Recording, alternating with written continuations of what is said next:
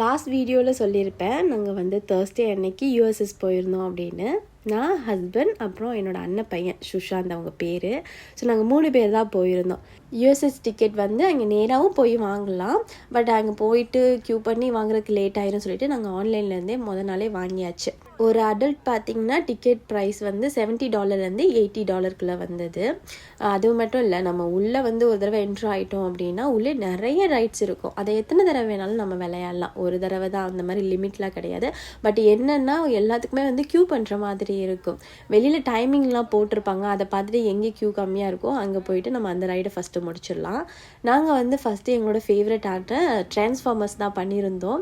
அதை பண்ணிவிட்டு மம்மி வந்து ஒரு ரைடு இருக்கும். அதை முடிச்சுட்டு வெளியில் வந்து அந்த பெரிய ரோலர் கோஸ்டர் இருக்கும், 2 இருக்கும். ஸோ அதை பண்ணலான்னு பார்க்கும்பொழுது மழை வந்துருச்சு. அன்றைக்கி டே வந்து மழை பெஞ்சதுனால கொஞ்சம் ஸ்பாயில் ஆயிடுச்சு. இருந்தாலும் அந்த ரோலர் கோஸ்டரில் ஒன்றாவது எடுத்துருன்னு சொல்லிட்டு 1.5 hours வெயிட் பண்ணி மழை ஸ்டாப் ஆனதுக்கப்புறம் ஒரே ஒரு தடவை அந்த பெரிய ரோலர் கோஸ்டரில் ஒன்று எடுத்துட்டோம்.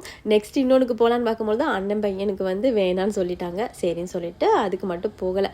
அப்புறம் ஈவினிங்கில் கொஞ்சம் கூட்டம்லாம் கம்மியாயிரும். டிரான்ஸ்ஃபார்மர்ஸ், மம்மி இதெல்லாம் பார்த்திங்கன்னா 10 minutes தான் வெயிட் பண்ணுற டைமிங்காக இருக்கும். ஸோ அதெல்லாம் வந்து ஒரு 4-5 தடவை எடுத்துகிட்டு எல்லாம் க்ளோஸ் ஆனதுக்கப்புறம் தான் வீட்டுக்கு வந்தோம்.